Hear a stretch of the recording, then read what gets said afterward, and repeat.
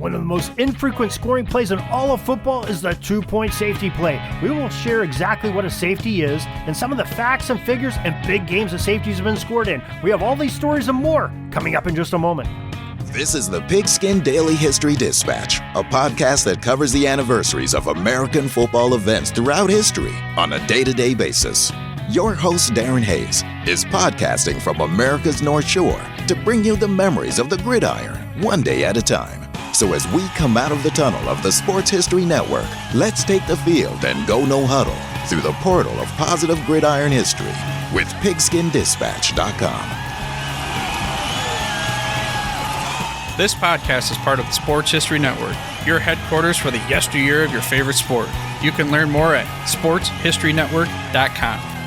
Hello, my football friends. This is Darren Hayes of pigskindispatch.com. Welcome once again to the Pig Pen, your portal to positive football history. And that portal is going to take us into one of the more rare circumstances of scoring in the game of football, the safety. And the gridiron scoring opportunity of a safety is one of those rare occurrences of football that bring a little bit of anxiety and excitement. Now, the word safety is used at least three different places, probably more, but three that I can come up off the top of my head. First of all, there's the player safety, making sure the players have a healthy relationship in the ball game and nobody's going to be injured without some precautions taken. So that's the player safety that we want to do, and players playing smart, playing with their heads up, not getting injured and not doing things that could damage their opponent and injure them. That's one form of safety. The second safety is the defensive position in the deep secondary of the defense. Those folks are called safeties. Sometimes you have a free and a strong safety or an off safety. So that's the second terminology of safety. Well, this safety is a scoring play. And safety in its most basic form is when the ball is taken into the end zone of the team in possession by a force caused by that team and becomes dead in their own end zone by rule. Now, safeties can also be scored when a spot foul is committed by a team in possession of the ball in their own end zone. So those are two ways that safeties can be scored. That first one is, the team that's in possession having a force that initiates and pushes the ball into the end zone some way. So it could be a snap that takes the ball from the field of play back behind the goal line of that team and in their end zone. Quarterback has it, or the snap goes out of bounds. It's a safety. It could be a player that's running. That same quarterback takes a snap at the 1 yard line, backs up into the end zone, gets tackled, or fumbles the ball out of bounds. He put that ball there. The impetus is on him putting that ball in, or the offense putting the ball into the end zone. It's not from a kick or a punt going in the end zone or a pass going in the end zone necessarily. So if there's a pass that a defensive player intercepts in the end zone and he doesn't bring it out, that's a touchback. He didn't put the ball in there. That defensive team did not have the impetus put in. It was the force of the pass being thrown in there or the kick being kicked into the end zone. That's a safety. Now, remember, kicks can hit the ground, and they are a kick until they are possessed. So that kick keeps rolling, might hit a person, and keeps rolling, goes into the end zone. That's not necessarily a safety. It's got to be in possession and have that impetus put the ball in behind the line. So make sure you keep those straight. Now, the other one is having a foul. So quarterback takes a snap. The offensive line are, blocking back in the end zone. Somebody has a holding call or a face mask or, illegal hands to the face or whatever play that's a spot foul. Well, that is a safety. The quarterback could have an illegal pass in the end zone. That's a safety. So you want to those are spot fouls, fouls that the enforcement spot is from the spot of the foul. If that happens in the end zone, that is, of course, a safety, 2 points for the opposition. Well, the naming of the safety play has an interesting backstory. It comes from the early rules of football when a team that had possessed the ball near its own goal line could simply down it in the end zone. And should they have done that, the penalty would be to give up 2 points to their opponents, and then the ball would be moved out to the 25-yard line, and they could punt from there in a free kick formation. Very similar to what we do today. If a safety scored, 2 points go up on the board. It's from the 20-yard line at all three levels of football right now, pro, high school and college level when a safety scored is a free kick, and most of the times people will punt it. They'll just get that extra hang time. Now, it was called a safety back then because it was considered a safe strategy to down that ball in the end zone, take it out to 25. Remember, back in that time, the punting game was also important before the forward pass became legal and a prevalent part of the game. Field position for the running game was a very important part of that era. So a lot of times teams would have the ball 1st and 10 from inside their 5. Well, they're thinking, okay, we're not going to go anywhere with this field position. Let's just kick the ball out of here, play some defense, and maybe we'll get a turnover or something and get the ball out there. Or at worst, maybe they have to punt it back to us and it goes in the end zone and they get a touchback and we get the ball out to the 20. So that was sort of the strategy, because the running game was really the only thing going for them at the time. The only thing besides the running play, when they didn't have a pass, was the punting game. So very interesting part, and that's why you got safety, because it was a safe strategy. Like we said earlier, these safeties in today's game are rare occurrences. According to the Pro Football Reference, there have only been 9 games in the 100-plus years of the National Football League where both teams had scored a safety in the same contest. Likewise, there have only been 38 NFL games where a team has scored only a safety in a contest as there are only points in a game.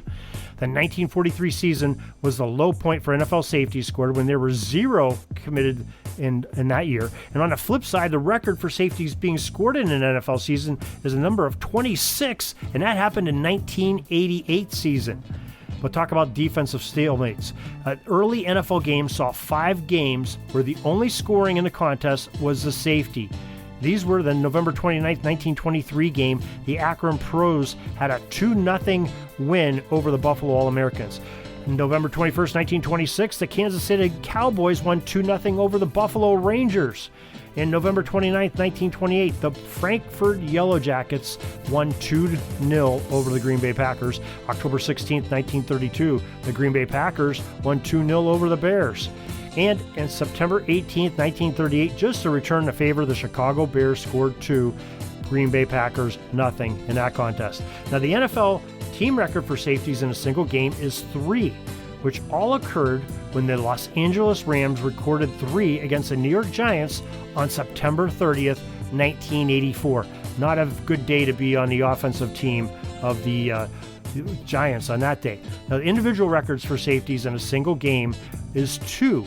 And by the Rams, Fred Dreyer against the Green Bay Packers, October 21st, 1973. And Ted Hendricks, Jared Allen, Doug English, and Justin Houston all share the NFL career record for scoring safeties, with each of them tallying 4 in their careers. When we say they scored a safety, that means that they tackled the player or forced the player out of bounds in the end zone so that the safety was scored. They're the person that caused the ball to become dead for the other team. The oddities of the two-pointer in football are not reserved for the professional level, though. In the NCAA, there have been 3 Division I-A teams that have scored triple tallies of safeties in one contest. Arizona State in 1996, they had a 19-0 victory over then number 1 and 2-time defending national champion Nebraska that ended the Cornhuskers' 26-game winning streak when Arizona State won 19-0, had 3 safeties in that game. North Texas did 3 safeties in one game in 2003, and Bowling Green tallied up 3 of them in 2005. In Division I AA, the University of Massachusetts Amherst in 2007 scored only 6 points in a game, all 3 from safeties against Rhode Island. And UMass also scored all 3 safeties in a game against Albany in 2005 in a Division I AA record. Now, a real wild one. How many remember back in 2004 when Iowa defeated Penn State by the score of 6-4? Well, Iowa kicked 2 field goals and Penn State's dropped the Hawkeyes for 2 safeties. And it was the only instance of such a score in the modern era that the same team had all their points by 2 safeties. And it was also the first time since 1987, where Florida lost to Miami 31-4, in which a team finished a game with exactly 4 points. So Penn State did it in 2004, and Florida in 1987. Now, there were some safeties in big games, and there's some great stories. The first story of a safety play is often remembered as the worst blunder in the history of college football. It's at the Rose Bowl game played on January 1st, 1929. The California Golden Bears faced the Georgia Tech Yellow Jackets in a prestigious Pasadena postseason game. Partway through the second quarter, Cal's defensive center, Roy Riegels, picked up a fumble by Tech's Jack Stumpy Thomason at the GT 30-yard line, and as he scooped up the loose ball, the D lineman was turned around during the play and ran 69 yards in the wrong direction. Teammate Benny Lom chased Riegels at full speed and sprint and finally caught up to the lumbering lineman, screaming for him to stop. Riegels finally realized his error at the California 3-yard line and tried to turn around, but he was hit by a wave of Tech players and thrown back to the 1-yard line. The Bears chose to punt rather than risk a play so close to their own end zone, as we described earlier, but Tech's Vance Marie blocked Lom's punt for a safety, giving Georgia Tech a 2-0 lead, and Georgia Tech went on to win the game, and the safety made all the difference with a final score of 8-7 for Georgia Tech. Now, another famous long way run, that sounds really familiar, that play. It's almost identical to the wrong way play of a scoop of a fumble that occurred to the Minnesota Vikings star defensive lineman Jim Marshall in 1964. Now, I'm sure most of you remember this play. On that day, on October 25th, Marshall was having his way with the San Francisco 49ers that day. And even on the play in question, Marshall got his paws on Niners quarterback George Myra and caused Myra to lose control of the ball. Marshall promptly picked up the ball and proceeded to run 66 yards to what he presumed was an extremely easy scoop and score with no interference. Unfortunately for Jim and the Vikes, Marshall had run in the wrong direction for the safety. Now, Jim Marshall is an excellent player, Hall of Fame caliber player, and everybody remembers him for that play. They don't remember the dominating defensive play that he has, and that's a shame, but it did happen. That's a famous safety. How about some safeties in the NFL title games? Well, how about this one? December 16th, 1945, there was a big one scored early in the NFL championship game between the Cleveland Rams and the Washington Redskins due to an on-field setup and strange rules at the time. In the first quarter, Washington had the ball at their own 5-yard line. Dropping back in his own end zone, quarterback Sammy Baugh launched a pass, but the ball hit the goalpost, which back then was positioned on each goal line. Now, he was behind the goalpost, out of his end zone. The NFL rule at the time was pronouncing the ball hitting the structure as the ball becoming dead, and hence it was a safety because it was scored. The ball became dead in their own end zone with their own impetus. Baugh took it back, giving the Rams a 2-0 lead. Now, the Rams went on to win that NFL championship game 15-14, meaning that the safety provided to be the determining factor in a margin of victory of an NFL championship game in 1945. 2 years later, the Rams would lose a title game to the newly merged NFL's Cleveland Browns on a play that many felt should have been called a safety, with LA losing 28-30 late in the contest. Rams quarterback Norm Van Brocklin launched a 47-yard bomb to the end zone. Cleveland's DB Warren Lahr picked off the pass about his own 10-yard line, and his momentum was sort of taking him back to the goal line, but then he was rowed all the way to the end zone by Rams Glenn Davis and out of bounds in the end zone. Now, the officials had to gather together. There was no instant replay at the time, but the play was watched, and it's not a safety, and it should have been Cleveland's ball at the 10-yard line due to the forward progress of the pick. He picked it off the 10-yard line. His momentum and the player of the opposition pushed him back in there. So the impetus was not him doing it. The impetus was the pass, and the defender, the now turned defender, taking him back in the end zone. So the officials got that one right. They brought it back out to the 10-yard line, and the Rams end up losing that NFL title game 28-30. But they were a little bit bitter, especially the Cleveland Browns' first year in the NFL coming out of the AAFC. Now, safeties have occurred in back-to-back Super Bowls twice in history so far, and in 3 straight contests for the Lombardi at one point. Now, the Super Bowls in consecutive that had safeties are Super Bowl 9 and 10, and then Super Bowls 20 and 21. Now, 3 Super Bowls in a row, which is Super Bowl 46, 47, and 48. The last one, Super Bowl 48, had the safety scored on the very first play from scrimmage when the snap for the Denver Broncos center flew over quarterback Peyton Manning's head and into the end zone where the Broncos recovered it. A 1972 game where the Washington Redskins went to Foxborough to play the New England Patriots is one that may indeed be the most controversial in the NFL game. After a missed field goal attempt late in the game, the Patriots were clinging to a 24-21 lead. Washington's defense stepped up, and their stand led to a 3-and-out for New England, and they were about to punt from the shadows of their own goal line with 57 seconds remaining. Number 24, Bill Malinchek of Washington blocked the punt and then seemingly recovered the ball in the end zone before rolling over the end line. The officials ruled that Malinchek never had possession, but replay showed evidence that he did. Regardless, there was no instant replay that could overturn the plays in that era, and the Redskins were awarded a safety, but 2 points was not enough when you're down by 3. The Redskins lost the game 24-3. If it had been an instant replay, they probably would have ruled that Malinchek recovered the fumble. It would have been 6 points, and it would have been a 27-24 victory. Maybe the extra point would have added the 28th, who knows. So the Redskins would have won that game.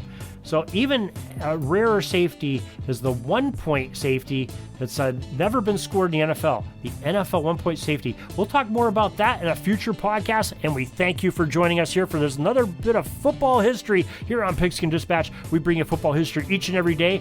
Remember, you can send your comments and feedback to us at pigskindispatch@gmail.com. Follow us on Twitter and Facebook. We're at Pigskin Dispatch. Till tomorrow, everybody, have a great gridiron day. That's all the football history we have today, folks. Join us back tomorrow for more of your football history. We invite you to check out our website, pigskindispatch.com, not only to see the daily football history, but to experience positive football with our many articles on the good people of the game, as well as our own football comic strip, Cleat Marks Comics. Pigskindispatch.com is also on social media outlets, Facebook, Twitter, Instagram, and don't forget the Pigskin Dispatch YouTube channel to get all of your positive football news and history. Special thanks to the talents of Mike and Gene Monroe, as well as Jason Neff for letting us use their music during our podcast. This podcast is part of the Sports History Network, your headquarters for the yesteryear of your favorite sport. You can learn more at sportshistorynetwork.com.